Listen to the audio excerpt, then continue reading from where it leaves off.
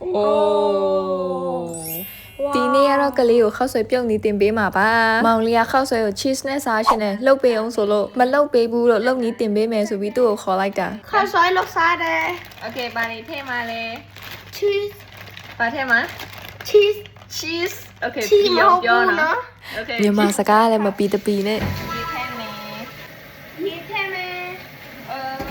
မိုးမောင်လေးကတော့ချစ်ဖို့ကောင်းတာတခုခုလှုပ်ပြီဆိုရင်တက်တက်ကြွကြွနဲ့လှုပ်ခိုင်းတာလည်းလှုပ်တယ်ပြောခိုင်းတာလည်းပြောရတယ်ပေါ့နော်တော့မရှက်တော့ ขนาดนั้นนำไปพวดค่ะ ไปกำค่ะ အဲ့မှာမြန်မာစကားကုန်ပြီရှမ်းစကားလာပြီကားဆိုလဲကားတာပဲ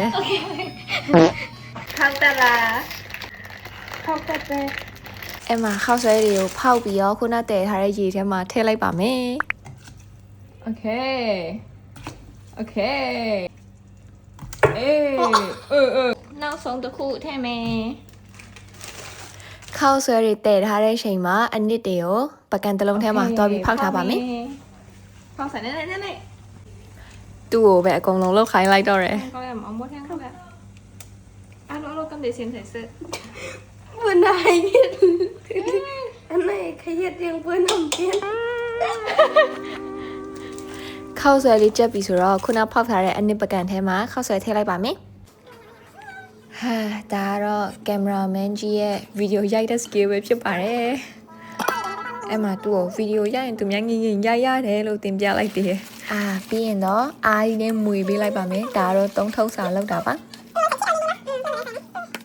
တေရှာလေးမွေပြီးသွားပြီဆိုရင်တော့ပကံလလလေးထဲမှာထည့်ပြီးတော့အပေါ်ကနေ cheese လေးထည့်ပါမယ်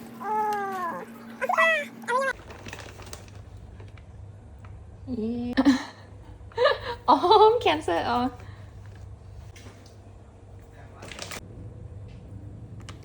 ပြီးရင်တော့ microwave ထဲမှာထည့်လိုက်ပါမယ်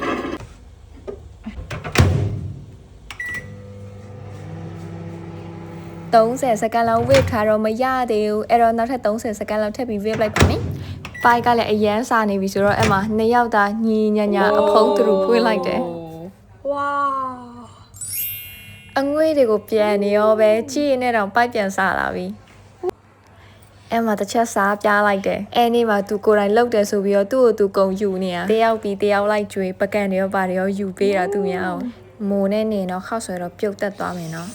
ဗီဒီယိုရိုက်ပြီးဆိုတာနဲ့အမှတရုပ်လည်းအရန်ဆောင်တတ်တာအရန်ကောင်းတယ်ပေါ့โอเคတော့စားကြမယ်သွားစားလိုက်ပါဦးမယ်နော်ဘိုင်ဘိုင်